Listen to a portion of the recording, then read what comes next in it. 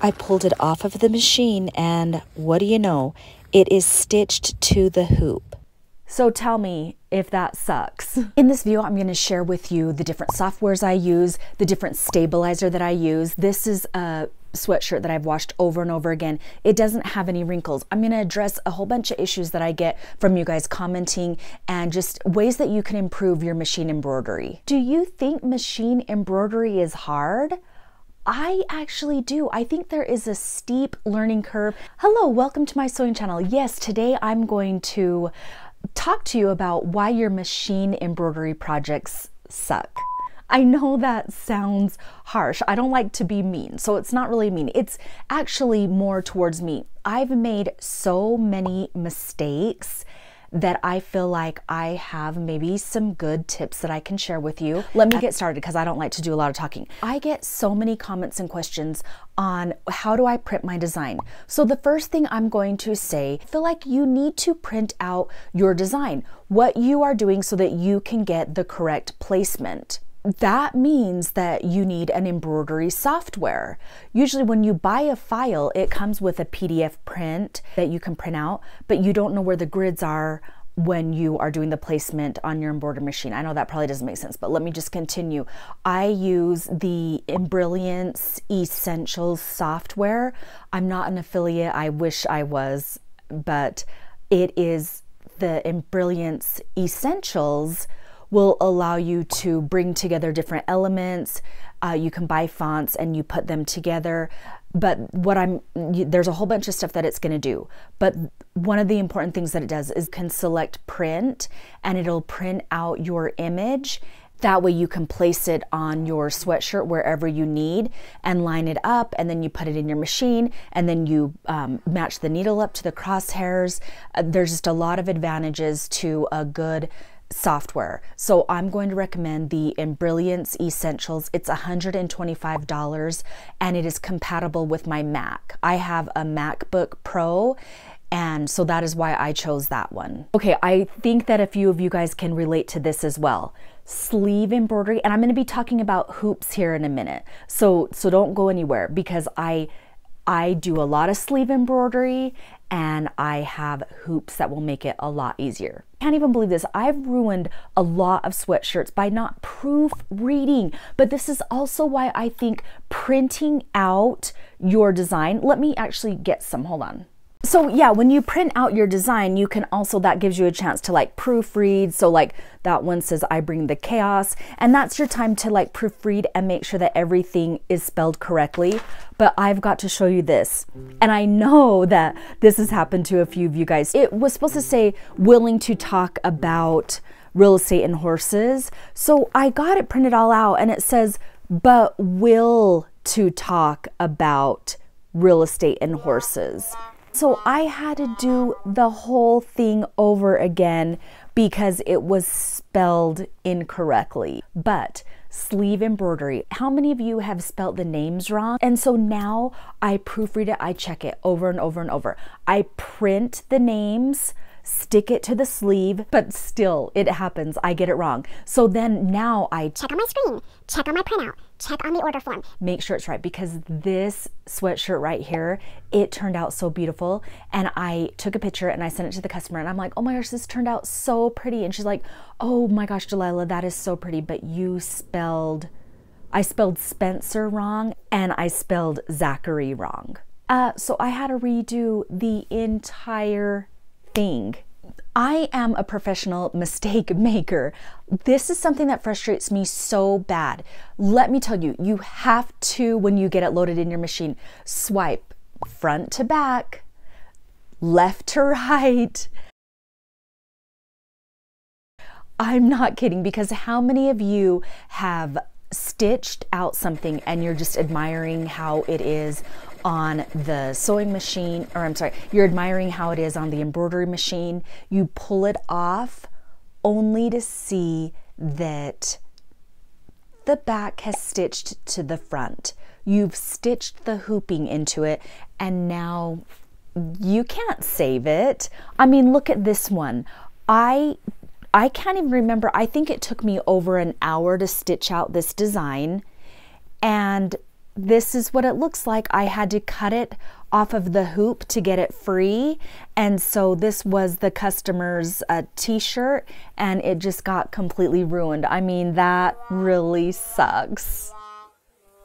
Okay, hopefully this video is not too long. Make sure that you hit the like and subscribe button if you are enjoying this video, if you think these are good tips. You can also comment if you don't like it. I know sometimes I get comments about people who don't like my videos, and that's always fun to watch too. Okay, the next reason why your machine embroidery projects might suck is maybe you don't have the right hoops. So that's just gonna make the whole process harder for you and more frustrating. But also what I'm realizing here, machine embroidery is expensive. Ooh. But you have to splurge on those projects so that you don't like go to the crazy house. Okay, so you know, with my multi-needle machine, these hoops came with my machine, and you know, they're great, but they're so hard to hoop, like sweatshirts, and well, they're really hard to hoop, like polos, backpacks, things like that. So then I got this one. I think this was the first size that I got, and it's a mighty hoop, and it's a magnetic hoop. It hoops them so fast because they're magnetic. I wanted to save money because, you know, they're like over $100 each, and so I didn't get all the sizes, and forever I did the sleeves with just like the regular smaller style of those. I got the sleeve embroidery hoops from the Mighty Hoops, and they get free shipping if you use the code Delilah to buy your sleeve embroidery hoop. Or even this one I use all the time. Here is the bigger one that I use. You can use this one like on jackets, thicker fabrics, sweatshirts. It's just so much faster to hoop and get your projects on straight when you're doing it with the magnetic hoops. These all run about like $125 to like $150 each, but they come fast. And so if you order it today, you'll get it like in the next couple of days. Now with these sleeve embroidery hoops, I no longer have to unstitch my sleeve. Well, unless you do like kid sleeves. But this one is the 9x3 inch, and this one's good for like size small through large sweatshirts. And it's narrow, but it still fits your font size in there. I use a 1/2 inch font size. And this one is the 9x4.25, and this one, the sleeves fit into like a large to, you know, 4X or whatever. This is just for like the larger sleeves, and you can make the font a little bit bigger, but I still keep my font size on my sleeves at a 1/2 inch. Okay, one other thing that I can't forget when I am doing embroidery on t-shirts and polos, I use this. It's a water-soluble stabilizer that goes on the top. You can also use these when you are stitching on towels. And this works really well because it stabilizes the top, especially on t-shirts and polos. I'm trying to explain how it was explained to me, because the weave is really thin on your t-shirts and your polos, that it's recommended, my local shop recommended me to use this on the top as well. And you can see in there, that's what I did on that one. And this, I just bought this off of Amazon. I didn't use a name brand on this. I think it just works just fine. It's probably like the bra thread brand. I get different brands each time. Okay, this next one, I don't have a lot of experience in. So you guys, the more experienced embroiderers, will have to help me out on this one. It is the needles. One thing that I do know, when I do small letter embroidery on t-shirts or polos, I will use a ballpoint embroidery needle. And this one, it's Oregon needles. And I got this one from my local shop. When I say my local shop, it's called Nuttles. Okay, that's where I bought my embroidery machine. And I'm very grateful, blessed that I have a local shop that I can go get things from, because I realize a lot of you probably don't have that. But I believe you can get these online. They're organ needles. This one says 12 BPPD. That stands for ballpoint. And that is what I use for my t-shirts and my polos. My machine came with these, but I can't find these anywhere that look exactly like this, you know, in this case. But those ones work the best. And it says HAX 130 EBBR. I don't know what that means, but I did find 130 EBBR right here, okay? And they're the organ needles, and I found these on Amazon. And so I picked those ones up and I used them, and they're great. I don't really notice a difference. I used them for my sweatshirts, and then I ended up buying, I think these ones were a mistake. I also use these, which a lot of times people have said that these Schmetz needles don't work in their machine, but these are the embroidery needles that I use for my single needle machine, and it's the 7511 embroidery needles. And these work just fine in my multi-needle machine. But to recap that, yes, I use the ballpoint needles. Oh, and I've also had people say, well, when you do the mini words, do you change your needle down to, you know, the smaller size? Which, sorry, I don't remember what size that is, but I haven't done that. Well, I've tried to do that, but I don't notice a difference. I just use the ballpoint needles, and correct me if I'm wrong. I'm still learning on the needles, but I think I did pretty good on these tiny little fonts, and I'll share with you also some other t-shirts that I've done with the tiny little fonts. But those ballpoint needles work for me. I'm showing you some pictures right here. I think the small lettering turned out really well. Now I'm going to be talking about stabilizers. There are so many stabilizers out there, but when I first got my single needle embroidery machine from my local sewing dealer, they had recommended Floriani stabilizer, and I've tried other ones since in between there. I've tried other ones, and they just don't compare. Where I find my results matter is obviously before, but after you wash your garments, sometimes if you use a different stabilizer, sometimes you get the wrinkly in between, and that is because I think that has to do with shrinkage of your stabilizer. And I've had a lot of people ask me, like, do you pre-wash your stabilizer? And I don't. I use the Floriani Power Mesh Stabilizer, and this shows you this sweatshirt right here, well, even the one that I'm wearing, I've washed several times, but look at how good. It doesn't get those little like wrinkles, if you know what I mean. Let me know if you know what I mean.